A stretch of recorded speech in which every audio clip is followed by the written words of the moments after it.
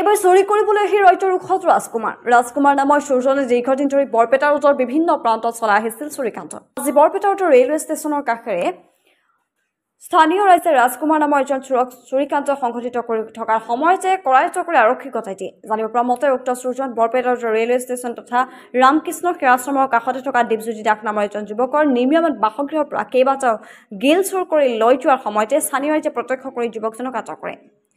ঘটনা সন্দৰ্ভত আৰক্ষীক খবৰ দিয়াত ঘটনাস্থলীত বৰপেটা আৰক্ষী উপস্থিত হৈ ধৃত চোৰ ৰাজকুমাৰক আৰক্ষী থানালৈ লৈ আহে। উক্ত চুৰিকাণ্ড সংঘটিত কৰা চোৰজনৰ নাম ৰাজকুমাৰ চেত্ৰী আৰু ঘৰ বৰপেটা ৰোডৰ কলভাংগাত বুলি জানিব পৰা গৈছে। ৰাজকুমাৰ কি চুৰি কৰিছিলে? গ্ৰিল চুৰি কৰিছা? ঘৰ ক'ত? কি পইচা লৈ ড্ৰাগছ খোৱা নেকি? বস্তু বিক্ৰী কৰি ড্ৰাগছ খা? হেল্ল' ঐ এইপিনে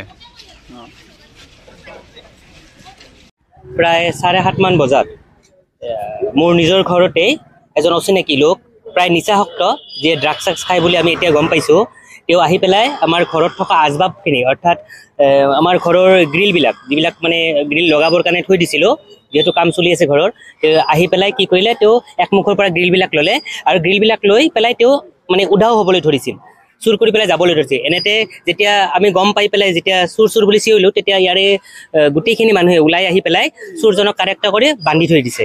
তো এই যে নিচাখোৰ ব্যক্তিসকলে যে বৰ্তমান যি উপদ্ৰৱ চলাই আছে বা যি চুৰি কাৰ্য কৰিছে, ইয়াত যাতে প্ৰশাসনে অলপমান কঠোৰ ব্যৱস্থা লয়, মানে নহ'লে আমাৰ যিহেতু ভুগিব লগা হৈছে, আমাৰ বৰ কষ্টত ভুগি থাকিবলগীয়া হৈছে, আমাৰ কষ্টৰ উপাৰ্জিত ধনবিলাক এনেকৈ নষ্ট হ'বলৈ ধৰিছে।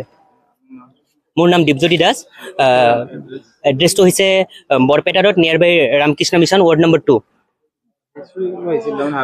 হয়, হাতীলতে ধৰা পৰিছে, পাব্লিকে ধৰিছে, যাৰ আৰু হাতীলতে ধৰা পৰাৰ কাৰণে তেওঁক মানে ধৰি বান্ধি পেলাই ইয়াতে থৈ দিয়া হৈছে প্ৰশাসনৰ হাতত। এতিয়া মানে আমি তেওঁক গোটাই দিয়াৰ কাৰণে ব্যৱস্থা চলাইছোঁ।